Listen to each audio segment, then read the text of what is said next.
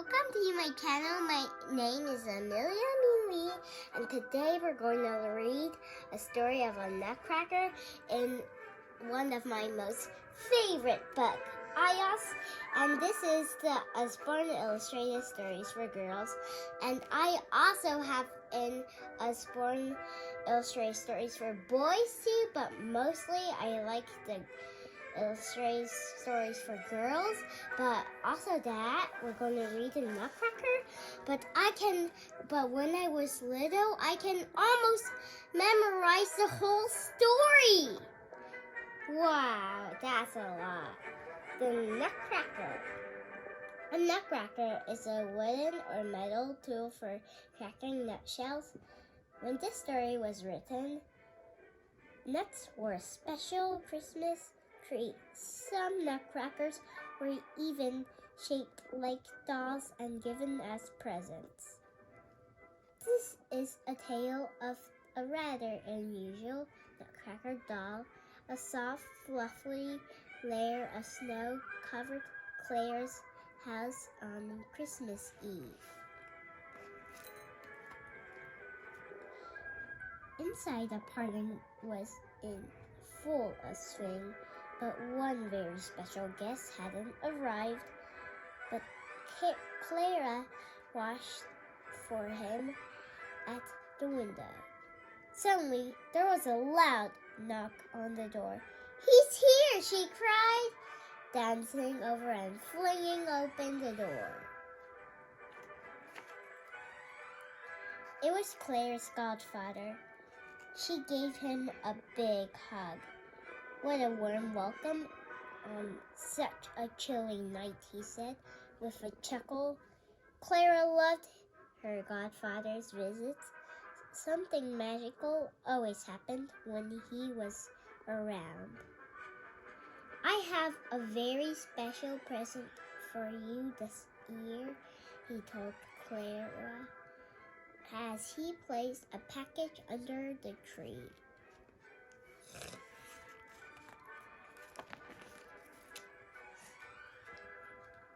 That night, Clara couldn't sleep. She lay in bed thinking about her present. "I can't hurt it if I just have a little peek," she thought. Finally, Clara tiptoed downstairs. She soon found the present tied up with a big red bow. On the ribbon, there was a tag with a message. "Merry Christmas, Clara. I hope this protects you. With love from your godfather, X." "I wonder what godfather means," thought Clara.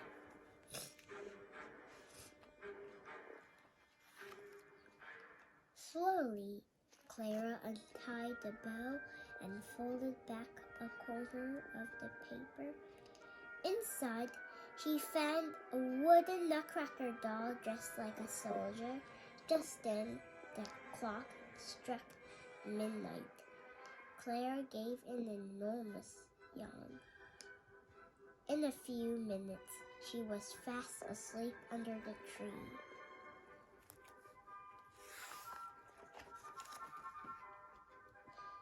Clara woke up with a start, feeling very confused. She couldn't remember where she was, and her doll had vanished. She looked around and saw she was under the Christmas tree, and it seemed to be growing. What's happening? But the tree wasn't growing. She was shrinking soon. She was as small as a mouse.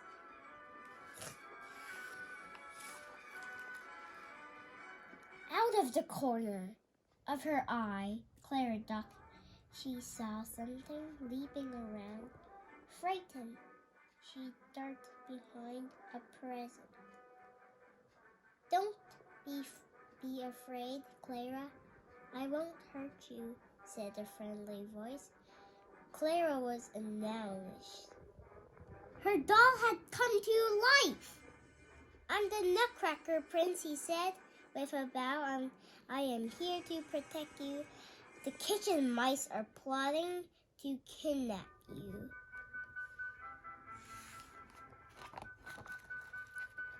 The prince pulled out a whistle and gave a shrill blow.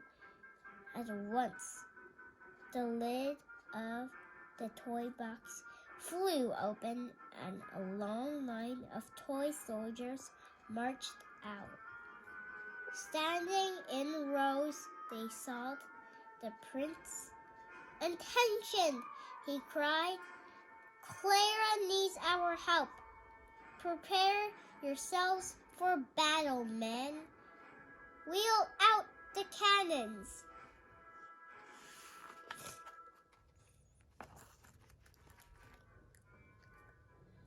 Mice began to appear in the shadows. "Steady, men, steady," he shouted. "Wait for the signal and fire." Huge lumps of cheese flew from the cannons and struck down several mice. Some lumps landed in the corners, and other mice scrambled after them.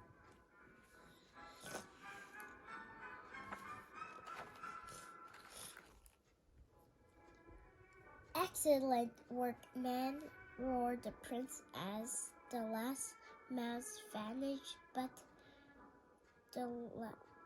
the fight wasn't over yet. "Bravo," said an evil voice from the shadows. A mouse wearing a crown and an eye patch appeared. "That's the Mouse King," said the prince, whispered to Clara. "Is cheese the best you can do?" jeered the kid. "It'll take more than that to beat me. Now hand over the girl." "I'd rather die," said the prince. "That can be earned," said the Mouse King, sneered.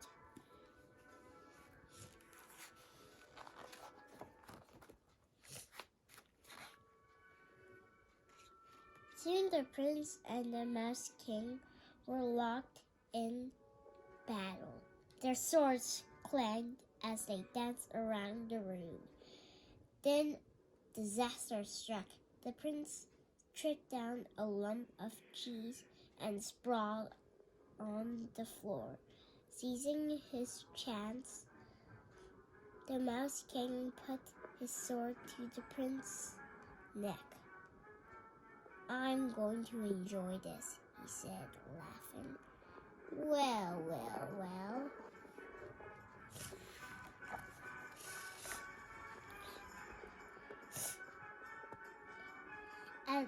As the Mouse King pulled back his sword, Clara whipped off her shoe and threw it as hard as she could at his head. He fell in a heap on the floor, knocked out cold. Clara rushed over to the prince. "Are you all right?" she cried. "Yes, thanks to you," he said. "We must celebrate," he added. As Clara helped him up, "I know just the place."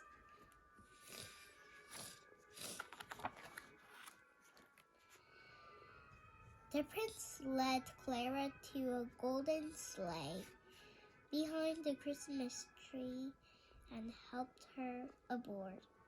"Off we go, boys," the prince called to his 4 reindeers. As they gathered speed, the sleigh started to rise up into the air. They rode out through an open window and into the night. After some time, they came to a forest covered with crisp white snow. "We're nearly at our first stop," the prince announced. "Hold on, we're going down." The snow crunched under the reindeer's feet as they landed. Just then, a beautiful lady dressed in sparkling white appeared among the trees. "Clara, I'd like to meet my good friend, the Ice Queen," said the prince. "What a lovely surprise," exclaimed the queen. The queen led them to her icy palace, which glistened in the moonlight. Inside, icicle chandeliers hung from every ceiling. "You arrived in time for the dances," said the queen as they walked into a grand ballroom.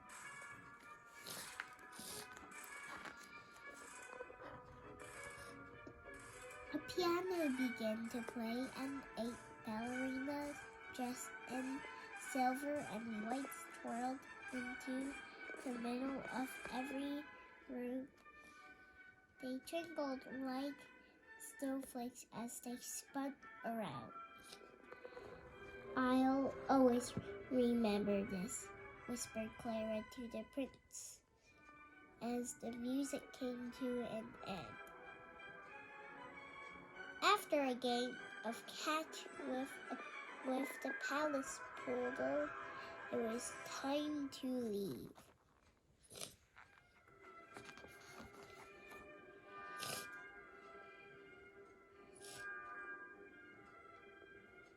"Do we really have to go?" sighed Clara.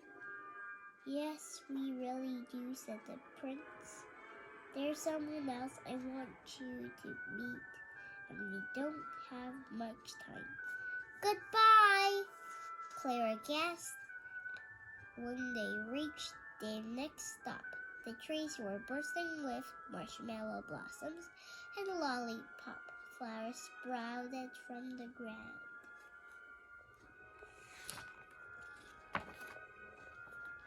Then Clara saw that the mountains were topped with melted chocolate, and milkshake rivers flowed down them. "Where were we?" she asked, amazed. "The land of sweets," the prince replied. Before them stood a huge marzipan castle decorated with all kinds of treats.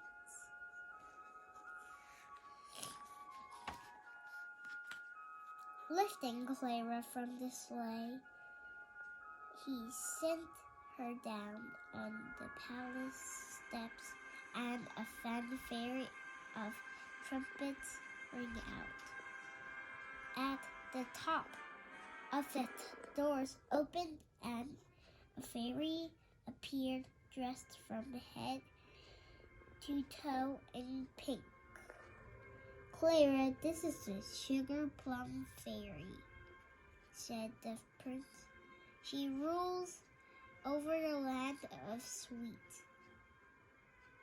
"I hope you have a sweet tooth," said the Sugar Plum Fairy with a smile.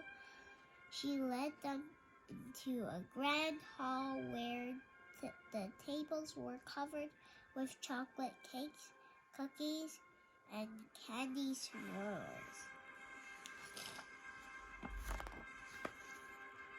"Watch the wobbly chairs," whispered the prince as Clara sat down. "They're made of raspberry mouse." Clara ate until she thought she'd pop. After the feast, a band struck up, and dancers from around the world performed for Clara.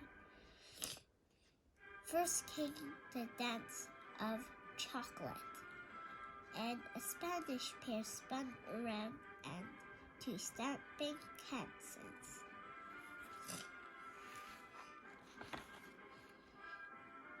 Next came the exotic dance of coffee.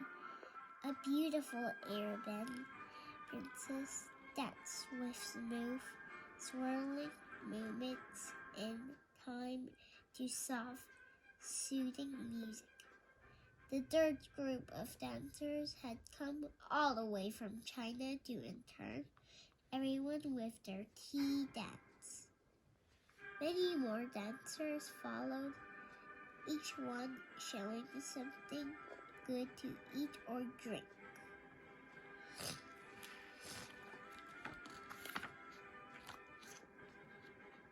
But the final dance was very different. A group of ballerinas, all dressed as flowers, their arms unfolded gracefully like the petals of a flower as they weaved in and out of each other. And now I am afraid it's time for us to go home, said the prince sadly with a sigh. Clara climbed into the sleigh and waved goodbye to the sugar plum fairy. Thank you for an amazing evening, the Nutcracker prince, said Clara with a yawn. She was so tired that she fell asleep on his shoulder.